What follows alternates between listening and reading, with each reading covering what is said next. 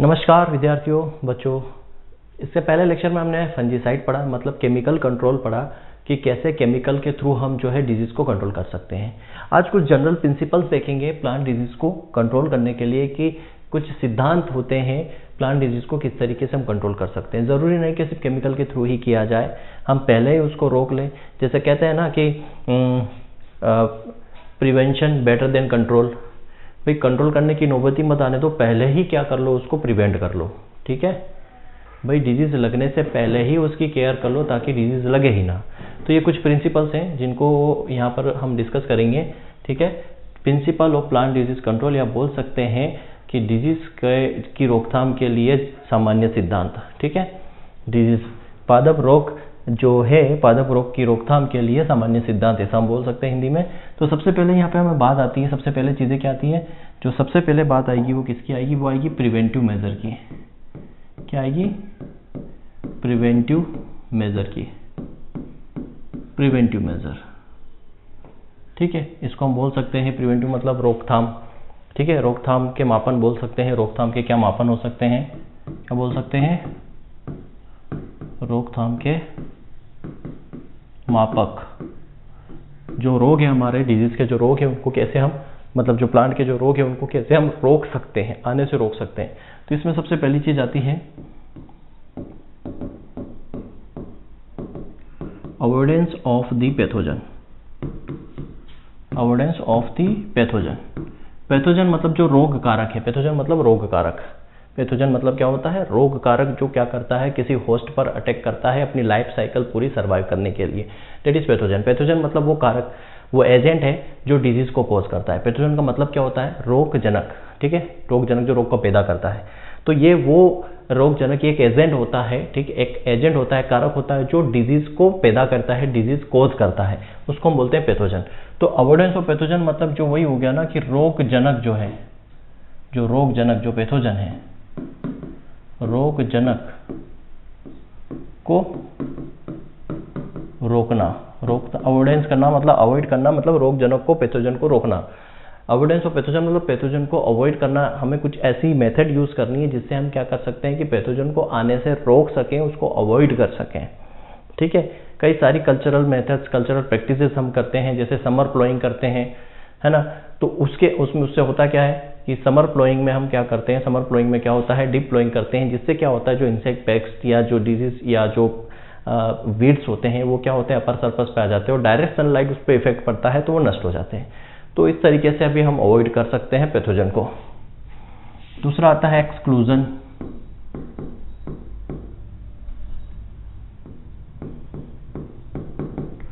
एक एक्सक्लूजन को अपवर्जन भी बोलते हैं, हिंदी में क्या बोलते हैं? अपवर्जन।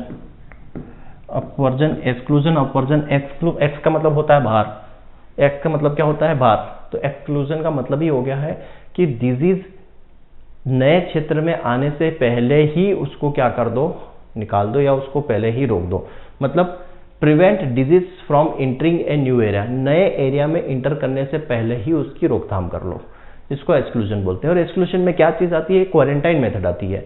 जैसे हम इंटोमोलॉजी में भी पढ़ेंगे क्वारंटाइन, और जनरल भी हम पढ़ते हैं क्वारंटाइन। और अभी हाल फिलहाल 1-2 साल में जो चीजें हुई है उससे हमने क्वारंटाइन वर्ड बहुत ज्यादा सुना है कोरोना के टाइम पे। क्वारंटाइन का मतलब ही क्या है? अगर किसी के अंदर वो सिम्टम्स दिख रहे हैं, है ना, जैसे मान लो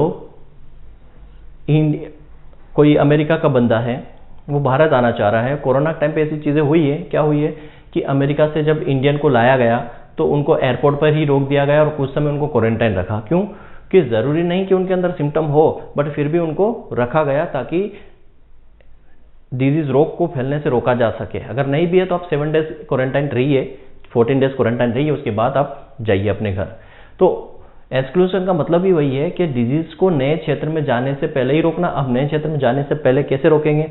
जैसे गेहूं हो गया, फ्रूट मतलब जो फूड ग्रेन हो गया, या फ्रूट हो गया, फल हो गया, या वेजिटेबल हो गया, सब्जी हो गई, कहीं जब एक्सपोर्ट पे जाता है तो पहले उसको क्वारंटाइन किया जाता है। क्वारंटाइन के मतलब क्वारंटाइन में रखा जाता है, उसको चेक किया जाता है इसके अंदर कोई डिजीज तो नहीं है, कोई इंसेक्ट तो नहीं है, कोई वीड इसके साथ वीड का सीड तो नहीं है। इसको पूरे क्वारंटाइन मेथड के थ्रू निकाला जाता है ताकि वो डिजीज या कोई वीड है या कोई इंसेक्ट है वो फैले ना, है ना। ऐसे चीज करते हैं। जैसे मैंगो के अंदर जो स्टोन वीविल होता है, वो काफ़ी ज़्यादा एक्सपोर्ट होता है, तो इसको क्वारंटाइन इंपॉर्टेंट पेस्ट भी बोलते हैं। क्यों? क्योंकि क्वारंटाइन के साथ वो स्टोन वीविल तो था ना, काफ़ी ज़्यादा जो है जो हम एक्सपोर्ट कर रहे थे मैंगो, उसके साथ जा रहा था। फिर उसको कंट्रोल करने के लिए हमने क्या किया, वेपर हेड ट्रीटमेंट किया। तो अमेरिका को कैसे पता चला? वेपर हेड ट्रीटमेंट मतलब कि जब कोई भी चीज़ हमारे कंट्री से अब जाती है या कोई भी चीज़ हमारी कंट्री में आती है तो उसको एक क्वारंटाइन प्रोसीजर के थ्रू गुजरना पड़ता है, ताकि कोई भी इंसेक्ट पेस्ट डिजीज या कोई भी चीज़ें वो हमारे देश में या हमारी कंट्री में ना फैले। ठीक है, तो एक्सक्लूजन का मतलब यही है। एक्सक्लूजन का मतलब क्या निकालेंगे? एक्सक्लूजन का मतलब निकालेंगे prevent disease from entering into a new area. ठीक है, प्रिवेंटिंग डिजीज या preventing disease from entering into new area. नए एरिया में प्रवेश करने से पहले ही उस डिजीज को क्या करो, रोक लो। तो इसके अंदर बेस्ट एग्जांपल आता है quarantine, quarantine inspection. Quarantine inspection best इसके अंदर आता है एक्सक्लूजन के अंदर। नंबर 3 आता है इरेडिकेशन। इरेडिकेशन मतलब उन्मूलन बोल सकते हो, निष्कासन बोल सकते हो, निष्कासन बोल सकते हो, उन्मूलन बोल सकते हो। इरेडिकेशन मतलब उन्मूलन मतलब उखाड़ना, फेंकना, जो भी है, एलिमिनेट करना। अब इरेडिकेशन का मतलब क्या हो गया कि मान लो किसी पैथोजन का होस्ट पे अटैक हो गया। ठीक है, मान लो कोई पैथोजन है वो इंटर कर गया होस्ट के अंदर, तो फिर क्या करेंगे? यहाँ तो हो गया कि इंटर करने से पहले ही रोक दो, लेकिन अगर वो इंटर कर गया तो फिर उसको इरेडिकेट करना है, मतलब उसको एलिमिनेट करना है, उसको कंट्रोल करना, उसको निकालना है। ठीक है, इरेडिकेशन का मतलब है उसको एलिमिनेट करना है। तो यहाँ इसका मतलब ये है एलिमिनेट द डिजीज। ठीक है, एलिमिनेट द डिजीज कहाँ से? From after establishment it's on the host. ठीक है, मतलब क्या करना हमें? एलिमिनेट द पैथोजन को एलिमिनेट करना है after establishment it's on host पर इस्टेब्लिशमेंट के बाद, जैसे ही वो अपने होस्ट पर, जैसे ही जो है होस्ट है उस पर वो जैसे इस्टेब्लिश हो गया है तो फिर उसको एलिमिनेट करना क्या कहलाता है? इरेडिकेशन। मतलब हो गया यहाँ पे एलिमिनेशन ऑफ पैथोजन। जो पैथोजन है, रोग जनन है, उसको एलिमिनेट करना है, निकालना है, हटाना है after establishment it's on host के एस्टैब्लिशमेंट के बाद, याद रखना क्या, होस्ट के एस्टैब्लिशमेंट होने के बाद जब हम उसको एलिमिनेट करते हैं, हटाते हैं, पैथोजन को बाहर निकालते हैं, तो उसको इरेडिकेशन या निष्कासन कहते हैं। ठीक है, जो होस्ट है एक पैरासाइट होता है, पैरासाइट मतलब वही पैथोजन पैरासाइट ही होता है। ये अपने होस्ट पर क्या करते हैं? अटैक करते हैं, होस्ट पे इस्टेब्लिश हो जाते हैं अपनी लाइफ साइकिल को चलाने के लिए। तो उस पैथोजन को अपने होस्ट से निकालना, हटाना इरेडिकेशन कहलाता है। अब इरेडिकेशन में क्या चीज़ आती है? इरेडिकेशन में आता है जैसे हमारा क्रॉप रोटेशन। क्रॉप रोटेशन हम कर सकते हैं। ठीक है, क्रॉप रोटेशन के थ्रू कैसे इरेडिकेशन, मतलब फसल चक्र। कैसे? फसल चक्र से कैसे करोगे आप? फसल चक्र से कैसे किया जाता है? देखो, मैंने बताया था कि मान लो फर्स्ट ईयर आपने क्या लिया, यहाँ पे राइस लिया। ठीक है, सेकेंड ईयर आपने राइस ना लेके यहाँ पे ले लिया सोयाबीन। अब यहाँ पे जब आपने फर्स्ट ईयर राइस लिया तो राइस के जो भी इंसेक्ट हैं, जैसे मान लो ब्राउन प्लांट हापर है, ये राइस पे लगता है। राइस के हार्वेस्टिंग करने के बाद ये कहाँ पड़ा रहेगा? मान लो राइस की हमने हार्वेस्टिंग कर ली थी, ये क्या रहेगा? सोइल के अंदर पड़ा रहेगा। ठीक है, सोइल के अंदर पड़ा रहेगा और इंतजार करेगा कि फिर राइस आए और मैं उस पर अटैक करूं। लेकिन आपने राइस ना लेके क्या कर लिया, यहाँ पे सोयाबीन ले ली, क्रॉप को रोटेट कर दिया। अब ये बोलेगा साला मैं तो राइस का इंतजार कर रहा था, यहाँ तो सोयाबीन आ गई, और सोयाबीन पे अटैक कर नहीं पाएगा। मतलब क्या करेंगे? यहाँ पे हम एलिमिनेट कर सकते हैं, कंट्रोल कर सकते हैं। तो क्रॉप रोटेशन से कर सकते हैं। और क्या कर सकते हैं? यहाँ पे एलिमिनेशन कर सकते हैं हम, elimination of pathogen from the seed and tuber. जो ट्यूबर अगर यूज कर रहे हो तो ट्यूबर या ETC जो भी हो, सीड से, ट्यूबर से, बीज से भी हम पैथोजन को अलग कर सकते हैं। कई प्रकार के ट्रीटमेंट आते हैं, solar treatment, hot water treatment, सबसे कर सकते हैं। और भी इसके अंदर मेथड आता है अल्टरिंग एंड ओवर विंटरिंग, जो होस्ट होता है उससे भी हम अलग कर सकते हैं। ठीक है, सोइल क्या बोलते हैं, सेलिनेशन भी करते हैं, सोइल स्टरलाइजेशन भी करते हैं। ठीक है, सारी चीज़ें आती हैं। तो इरिडिकेशन के थ्रू इस तरीके से हम हटा सकते हैं। इसके बाद जो नेक्स्ट मेथड आती है वो आती है यहाँ पे प्रोटेक्शन। नंबर 4 में क्या आएगा? प्रोटेक्शन। अब प्रोटेक्शन में हमने पढ़ा है इसके अंदर फंजीसाइड वगैरह केमिकल वगैरह हम यूज कर सकते हैं। तो प्रोटेक्शन के बाद आता है रेसिस्टेंस। प्रोटेक्शन मतलब संरक्षण। ठीक है, कई प्रकार के संरक्षण हैं। आप क्रॉप के चारों ओर कोई और ऐसी क्रॉप लगा दो जो मेन क्रॉप के इंसेक्ट जो उसी क्रॉप पर रख जाए, ट्रैप क्रॉप जिसको अपन बोलते हैं। रेजिस्टेंस मतलब यहाँ पे आपको क्या करना है? प्रतिरोध मतलब रेसिस्टेंस वेराइटी आप यूज करना है। रेसिस्टेंस वेराइटीज आप यूज कर सकते हो। रेजिस्टेंस वेराइटीज यूज करोगे उस पर्टिकुलर इंसेक्ट के लिए तो भी आप मेजर कर कंट्रोल कर सकते हो। उसके बाद सेकेंड जो आती है वो आती है therapy. Therapy methods. Therapy methods के अंदर क्या होता है? थेरेपी मेथड्स के अंदर हम करते हैं पहले कीमोथेरेपी। कीमोथेरेपी का क्या मतलब है? कीमोथेरेपी का मतलब है केमिकल यूज करना। कीमोथेरेपी, ठीक है, कीमोथेरेपी मतलब केमिकल से ट्रीटमेंट करना। और केमिकल्स के अंदर हमने सारा फंजीसाइड वगैरह हमने पढ़ लिया है, मोस्टली फंजीसाइड जो है पढ़ लिया है। दूसरा हम यहाँ पर बात करेंगे थर्मोथेरेपी। थर्मोथेरेपी, अब थर्मोथेरेपी के अंदर हम बात करेंगे यहाँ पे। थर्मोथेरेपी का मतलब होता है टेम्परेचर के थ्रू। अब टेम्परेचर के थ्रू कैसे? इसमें 2 मेथड है, इसके अंदर 2 मेथड है। पहली मेथड तो है जैसे हॉट वाटर ट्रीटमेंट, ठीक है, हॉट वाटर ट्रीटमेंट। थर्मोथेरेपी मतलब वही टेम्परेचर के थ्रू। तो हॉट वाटर ट्रीटमेंट दे सकते हैं। तो हॉट वाटर ट्रीटमेंट का क्वेश्चन किसने दिया था? जेनसन ने दिया था 1887 में, ठीक है, ये कॉन्सेप्ट। इसके अंदर क्या करते हैं हम? इसके अंदर जो है ये सीड ट्रीटमेंट एक्चुअली होता है। सीड ट्रीटमेंट हम इसको बोल सकते हैं। ये क्या है? सीड ट्रीटमेंट का एक प्रकार का टाइप है। सीड ट्रीटमेंट इससे किया जाता है थर्मोथेरेपी में, सीड ट्रीटमेंट, ठीक है। हॉट वाटर ट्रीटमेंट, अब यहाँ पे सीड को क्या करते हैं? सीड को ट्रीट करते हैं।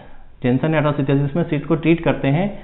Seed treated with 45 degree centigrade at the rate of for 10 minutes. मतलब सीड को यहाँ पर रखा जाता है 54 डिग्री सेंटीग्रेड पर 10 मिनट तक रखा जाता है। और कौन सी डिजीज कंट्रोल होती है इससे? तो लूज स्मट ऑफ व्हीट इससे कंट्रोल होती है। लूज स्मट ऑफ व्हीट इससे कंट्रोल होती है। दूसरा इसके अंदर आता है solar heat treatment. Solar heat treatment, ये भी सीड ट्रीटमेंट का ही टाइप है। सीड ट्रीटमेंट इसमें करेंगे। सोलर हीट ट्रीटमेंट में क्या करते हैं? सोलर हीट ट्रीटमेंट के अंदर हम क्या करते हैं? पहले तो इसको 4 से 5 घंटे तक पानी में सोख कर रखते हैं, ठीक है, ऐसा हम बोल सकते हैं। soaked in water for 4 to 5 hours in the month of मई जून। मई जून में काफ़ी भयंकर गर्मी रहती है। तो मई जून के महीने में इसको क्या रखते हैं? 4 से 5 घंटे तक पानी में भिगो कर रखते हैं। पानी में भिगो के बाद उसके बाद इसको क्या करते हैं? सन ड्राई करते हैं, ठीक है। After that sun dried on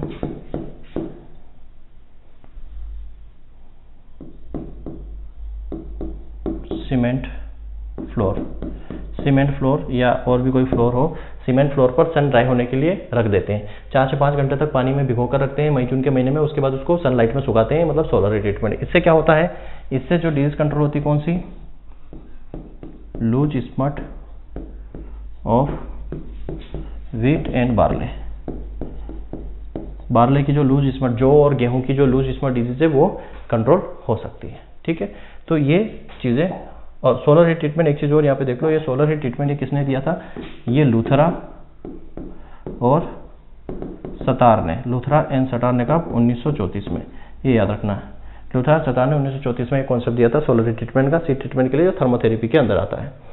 thermotherapy के बाद इसमें और भी चीज़ें आती हैं, जैसे उसके बाद सर्जरी हो सकती है, प्रूनिंग हो सकती है, ठीक है। नंबर 3 इसमें सर्जरी आ जाएगा और नंबर 4 आ जाएगा प्रूनिंग, ठीक है। सर्जरी मतलब जो इन्फेक्टेड पार्ट है या जो डैमेज पार्ट है उसको क्या करना? उसको वाउंड करना, उसके घावों को भरना। और प्रूनिंग मतलब होता है जो इन्फेक्टेड पार्ट है, जो डिजीज वाले पार्ट है, उनको निकाल देना, हटा देना, प्रूनिंग करना है, जो आप हॉर्टिकल्चर में भी पढ़े हैं। तो इस तरीके से हम क्या कर सकते हैं? डिजीज को कंट्रोल कर सकते हैं, ठीक है। बाकी केमिकली फंजीसाइड वाला पूरा हमने पढ़ा है। बाकी ये वे है, इसमें जो जो हॉट वाटर ट्रीटमेंट और सोलर वाटर ट्रीटमेंट जिसके थ्रू सीड को ट्रीटमेंट किया गया है, ये मोस्ट इंपॉर्टेंट है। ये ढंग से क्वेश्चन पूछा जाएगा आपको, तो याद रखना क्या चीज़ इंपॉर्टेंट है यहाँ पर। ये कुछ नहीं पूछा जाएगा आपको क्या थर्मी, ये थर्मी, ये इंपॉर्टेंट है आपके लिए हॉट वाटर ट्रीटमेंट वाला और सोलर हीट ट्रीटमेंट वाला। इससे क्वेश्चन पूछा जाता है। लूज स्मेल्ट के लिए ये भी होता है, लूज स्मेल्ट के लिए भी होता है। ये 54 डिग्री पर 10 मिनट के लिए होता है, 4 से 5 घंटे मई जून के महीने में इसको रखते हैं। ठीक है, किसने दिया था, ये किसने दिया था, ये दोनों चीज़ें पूछी जाती है। इतना ही इसके अंदर पढ़ना है। नेक्स्ट क्लास में हम क्या करेंगे, क्लासिफिकेशन देखेंगे डेज का। ठीक है, थैंक यू वेरी मच।